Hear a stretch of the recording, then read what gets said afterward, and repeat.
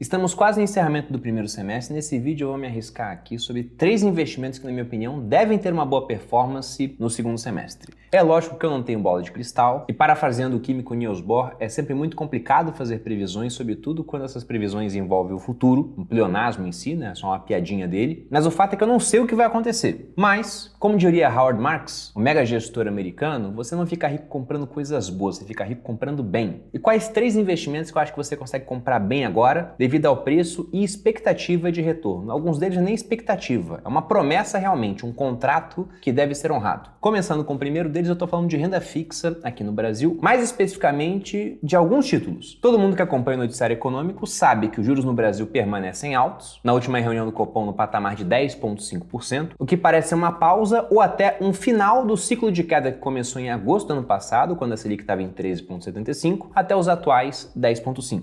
Diga-se de passagem, decididos por unanimidade, inclusive com 4 votos de indicados pelo governo Lula entre os 9 que compõem o Copom. Só que apesar dessa Selic alta, eu não acho que a oportunidade está aí, mas sim nos títulos indexados à inflação, que nesse momento pagam a taxa de IPCA mais 6. Na verdade, IPCA mais 6,3, 6,4. No momento que eu gravo esse vídeo, tá mais ou menos em torno disso, depende do título que você vai escolher. Só que aí que está o ponto, enquanto no Brasil ainda é usual que você vá lá no site do Tesouro ou na sua corretora e compre os títulos públicos diretamente, nos Estados Unidos, por exemplo, a maior parte do investimento feito em renda fixa se dá através de ETFs. Algo que está começando aqui no Brasil, mas eu creio que com o tempo vai pegar. E se você olha, por exemplo, os títulos públicos lá do Tesouro, um IPCA mais 2029, um 2035, um 2045, você vai ver mais ou menos essa taxa. 6,3, 6,4, 6,5, dependendo de quando você assistir esse vídeo. Vai ter um delay entre o dia que eu grave e o dia que ele vai ao ar. Só que no ETF IMAB11, a taxa esperada de retorno é de 6,9, mais o IPCA. Até porque o IMAB11 nada mais é do que um ETF que vai seguir o índice IMAB, que é um índice composto por títulos públicos indexados à inflação. Como você pode ver aqui na tela, na figura, que destaca os 10 títulos que têm mais peso na composição do IMAB, através da compra de uma única cota de ETF, você consegue diversificar sua carteira de renda fixa, com títulos que, no preço da cota atual, vão te dar mais retorno que se você fosse comprar lá no Tesouro, sem falar que no Tesouro você não tem a opção de acessar todos esses títulos, porque vamos lembrar que o Tesouro Direto é um programa para pessoa física comprar diretamente do Tesouro Nacional os títulos públicos, enquanto existem vários títulos que não são oferecidos para pessoa física. São oferecidos para banco, tem fundo de investimento que pega, são leilões feitos pelo Tesouro, é um outro mecanismo. E com algumas vantagens, porque se você pega, por exemplo, no Tesouro e compra um título e fica com ele menos de 30 dias e já quer vender, ainda que você tenha lucro, porque nem sempre você pode ter lucro, mas se tiver nesse período você paga IOF, que é um imposto que existe durante os 30 primeiros dias, depois ele é zerado, e o seu imposto de renda ele começa em 22,5% do lucro, só reduz para 20 após 180 dias, que só vai ser reduzido para 17,5 após mais 180, que só vai virar 15% após mais 360 dias, ou seja, são 720 dias no total, para que a alíquota caia para o mínimo de 15%. Já no ETF, não tem IOF, o imposto é 15% desde o primeiro dia. Eu comprei num dia, vendi no outro, zero IOF, imposto de 15% sobre meu lucro. E como no Tesouro já existe uma taxa que é cobrada da pessoa física de 0,2% ao ano, exceto para o Tesouro Selic, se você tem volume de até R$10 mil investido, nos ETFs essa taxa não costuma ficar acima. No caso do IMAB, por exemplo, a taxa é de 0,25%. Mas há outros ETFs com taxa mais baixa. O IMAB, diga-se de passagem, nem é meu preferido, é só um exemplo. Lá no Viver de Renda eu explico qual é aquele que eu gosto mais e por quê, inclusive. O segundo investimento já extrapola as fronteiras do Brasil, mas na verdade não é tirar dinheiro do Brasil, é tirar o Brasil do seu dinheiro, que são as criptomoedas. Nesse ano nós já tivemos alguns catalisadores para as criptomoedas, como por exemplo o halving, o lançamento do ETF de Bitcoin, só que deveremos ter mais coisas no segundo semestre, como por exemplo o lançamento do ETF de Ether e também a tão esperada queda de juros no mercado americano, que vai ter poder para alavancar vários mercados, mas também o mercado cripto. E se a gente pega a evolução dos preços até agora, é fato que o preço do Bitcoin já subiu bastante. Até o momento que eu gravo esse vídeo, subiu 45% em dólar. Lembrando que o dólar contra o real também teve uma apreciação, subindo 12,25% no momento que eu gravo. De modo que quem comprou Bitcoin lá em janeiro se deu muito bem no semestre, mas eu acho que isso é só uma parte da festa e que estamos longe do final. E essa não é uma opinião só minha, porque se você pega, por exemplo, a MicroStrategy do Michael Saylor, que atualmente possui 1% do supply de Bitcoins existentes no mundo, o que ele está fazendo agora? Apesar do preço já ter subido, ele está aproveitando essa consolidação do Bitcoin em torno de de 63 até 68 mil dólares, bate em 70, cai novamente, essa faixa estreita de variação para comprar mais bitcoins. Na semana passada, por exemplo, ele comprou 8,9 mil bitcoins por um total de 786 milhões de dólares. E ele não está sozinho nessa opinião otimista. Se você pega, por exemplo, a opinião da Bernstein, eles acreditam que a próxima onda de institucionais entrando no Bitcoin pode levar o preço da criptomoeda a bater 200 mil dólares em 2025. Faça a conta com o câmbio do dólar atual e eles estão falando que o Bitcoin vai bater mais de R$1 milhão,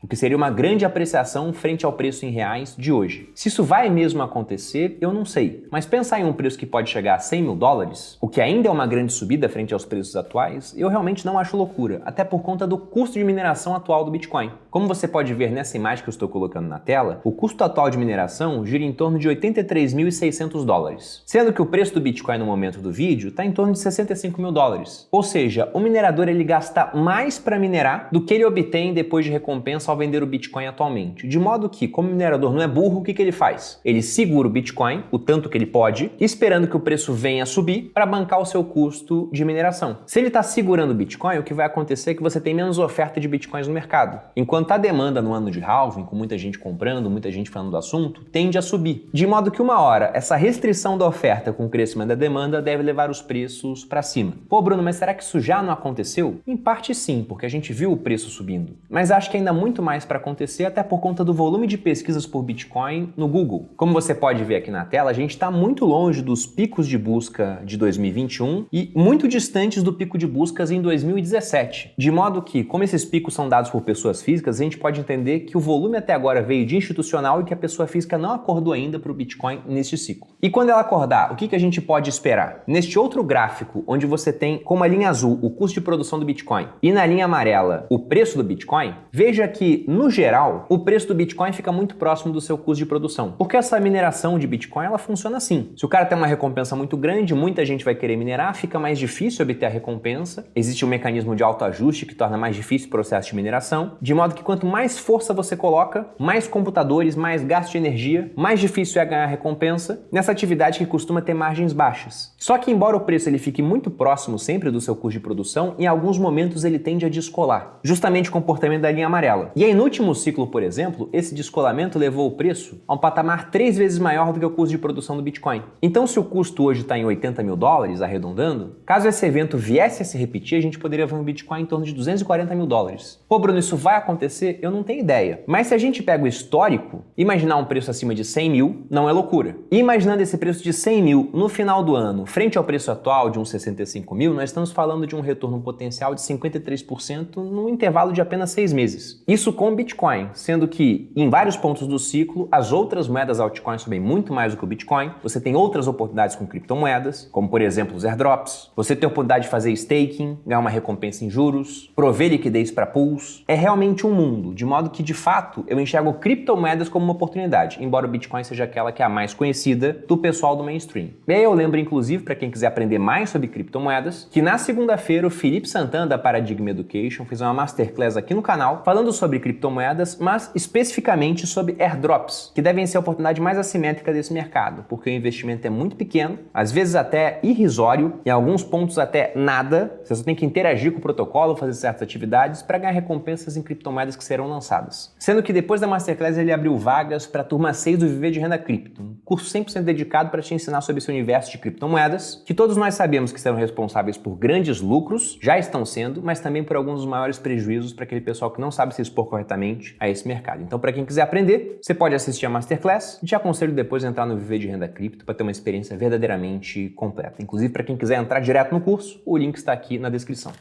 Indo agora para o nosso terceiro investimento, no primeiro eu falei do quanto é interessante você pegar títulos públicos pagando uma taxa de IPCA mais 6. Só que o título público, ele é aquilo que nós temos com menor nível de risco dentro de uma economia. Quando eu digo risco, é um risco de crédito, de não ser pago. Então, quando você vai acrescentando graus de risco, geralmente você tem um prêmio mais alto. E nos fundos imobiliários, como você tem constantemente o pagamento de dividendo, é bem simples identificar esse prêmio. No mercado, muitas vezes o pessoal costuma comparar o componente pré-fixado dos títulos IPCA+, com dividend dividend yield dos fundos imobiliários, já que o comportamento esperado geralmente é o seguinte: se as taxas de títulos públicos sobem muito, eles ficam mais atrativos, muita gente sai de fundo imobiliário derrubando o preço da cota, até que o dividend yield fique tão atrativo quanto os títulos públicos. Da mesma forma, quando a taxa dos títulos públicos cai, o pessoal sai de título público, começa a comprar fundo imobiliário, elevando o preço da cota, o que faz com que o dividend yield fique mais baixo em comparação, porque você está pagando mais caro na cota por aquilo que você vai receber de dividendo. E aí, se você olha o comportamento gráfico, nós temos exatamente isso aqui, uma grande correlação entre os dois. Na linha azul, você tem o dividendo médio pago pelo IFIX, e na linha verde, o componente pré-fixado da remuneração de um título IPCA+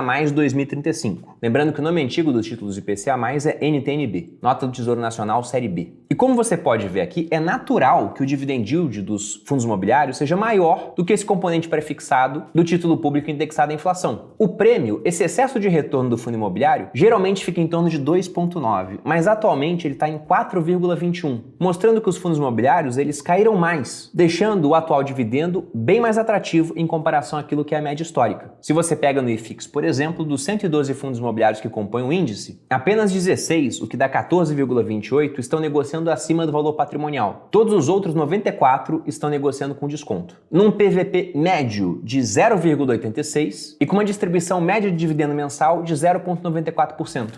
De modo que entenda que você vai estar comprando fundos abaixo do seu valor de patrimônio e distribuindo quase 1% ao mês de dividendo isento de imposto de renda. E aí você pode falar, poxa Bruno, mas tem outros mercados também em queda, as ações estão baratas. O Brasil na verdade está barato há uns 4 anos. Por que você colocou fundo imobiliário e não ações? Porque estar barato não é simplesmente um gatilho para que automaticamente daqui a 6 meses a gente esteja mais caro e você tenha um ganho de capital com isso. O mercado pode continuar barato durante bastante tempo, mas no caso dos fundos imobiliários, boa parte do retorno, em alguns fundos específicos, como os de papel, praticamente todo o retorno pode vir só do dividendo, isento de imposto. De modo que nos preços atuais, com o pagamento de dividendo atual, e até pensando em perfil de risco, já que no geral eles têm menos volatilidade do que as ações, eu enxergo como uma oportunidade mais atrativa. Mas isso varia também de perfil, não quero falar que a bolsa não está atrativa no preço atual. A questão é que ela pode permanecer atrativa durante mais 2 anos, sem ter tanta variação para cima. Até com alguma, porque quando a taxa do tesouro lá nos Estados Unidos cair, a gente deve ver uma reprecificação aqui no Brasil também. Mas isso para vários ativos de risco, e não só aqui, também ao redor do mundo, para criptomoeda. De modo que pensando aqui em oportunidades em diferentes classes de ativos, em renda fixa eu enxergo esses títulos IPCA+,